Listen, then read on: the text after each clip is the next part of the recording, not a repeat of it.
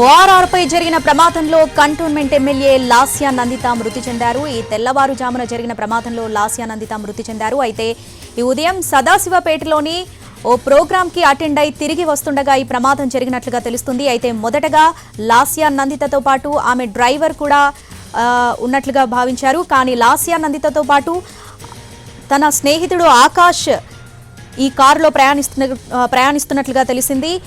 లాస్యా నందిత స్నేహితుడే ఆకాషే ఈ కారుని డ్రైవ్ చేస్తున్నట్లుగా తెలుస్తుంది. ఇప్పుడు లేటెస్ట్ అప్డేట్స్ అందిన సమాచారం ప్రకారం కనుక చూస్తున్నట్లయితే ఈ ప్రమాదం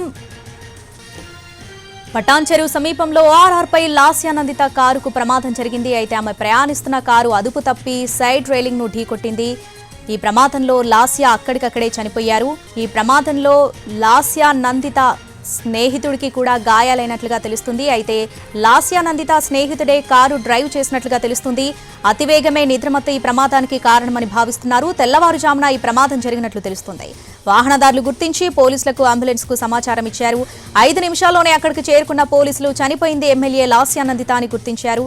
ప్రమాదంలో లాస్యా నందిత కారు ముందు భాగం బాగా దెబ్బతింది. మేడ్చల్ నుంచి పటాన్ చెరువు వస్తుండగా సుల్తాన్పూర్ సమీపంలో ఈ ప్రమాదం జరిగింది. ముందు వాహనాన్ని తప్పించబోయిన డ్రైవర్ ఒక్కసారిగా బ్రేక్ వేశారు. దీంతో అది అదుపు తప్పి ఓఆర్ఆర్ రైలింగ్ ను ఢీకొట్టింది. ఆ సమయంలో లాస్యా నందిత కారు మధ్య సీట్లో ఉన్నారు. సీటు బెల్ట్ పెట్టుకోకపోవడమే ఆమె మరణానికి కారణమని భావిస్తున్నారు. సీటు బెల్ట్ పెట్టుకుని ఉంటే ఆమె గాయాలతో బయటపడి ఉండేవారంటున్నారు.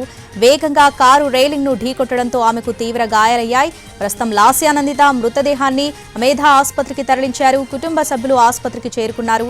లాస్యా నందిత వయసు 37 ఏళ్లు. ప్రమాద విషయం తెలిసిన బీఆర్ఎస్ అధినేత కేసీఆర్ తీవ్ర దిగ్భ్రాంతి వ్యక్తం చేశారు. పలువురు మంత్రులు, బీఆర్ఎస్ నేతలు కూడా లాస్యా మృతి పట్ల విచారం వ్యక్తం చేశారు. మాజీ మంత్రి హరీష్ రావు అమేధా ఆసుపత్రికి బయలుదేరారు. అయితే రాత్రి సదాశివపేటలో ప్రోగ్రాంలో పాల్గొన్న లాస్యా నందిత ఈ రోజు ఉదయం సదాశివపేట నుంచి తిరిగి వస్తున్న సమయంలో ఈ ప్రమాదం జరిగినట్లుగా తెలుస్తుంది. ఈ ప్రమాదంలో లాస్యా నందిత అక్కడికక్కడే మృతి చెందారు. అతివేగంతో రైలింగ్ ను ఢీ కొట్టడంతో ఈ ప్రమాదం జరిగింది. అయితే కారు నడిపింది లాస్యా నందిత స్నేహితుడు ఆకాష్ అని తెలుస్తుంది. ప్రస్తుతం ఆకాష్ కూడా ఆసుపత్రిలో చికిత్స పొందుతున్నారు.